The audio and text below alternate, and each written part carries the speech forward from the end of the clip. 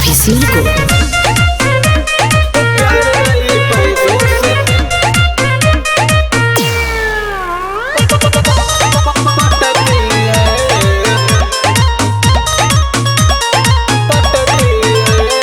तोहरे के दिल हम दिहल चाहतानी, तोहरे ही कोरावा में जियल चाहतानी।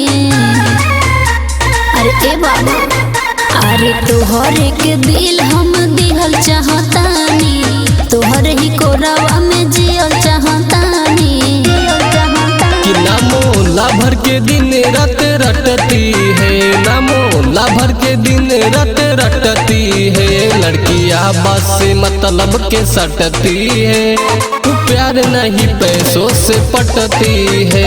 लड़कियां बस से मतलब से सटती है, प्यार नहीं पैसों से पटती है।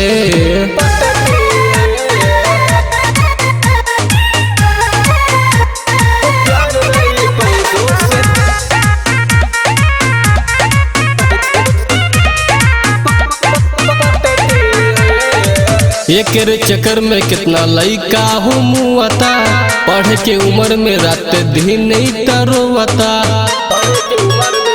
ए भाई सुना हो, ये करे चक्कर में कितना लइका हूँ मुआता, पढ़ के उम्र में रात दिन नहीं तरोता।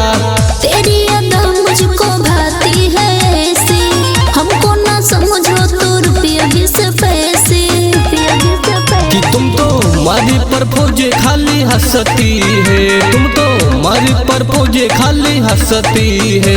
लड़कियां बस से मतलब के सटती है, वो प्यार नहीं पैसों से पटती है। लड़कियां बस से मतलब के सटती है, वो प्यार नहीं पैसों से पटती है। समझे?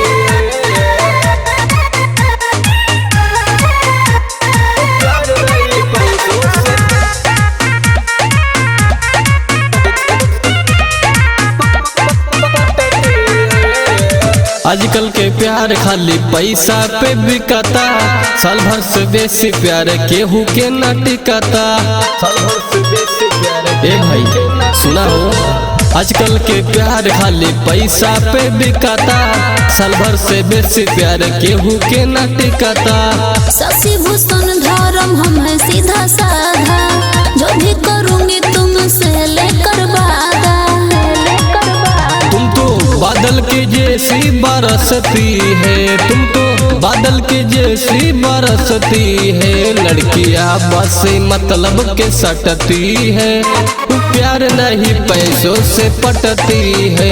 लड़कियां बस से मतलब के सटती है, प्यार नहीं पैसों से पटती है। इसलिए बोलते हैं पैसा कमाओ।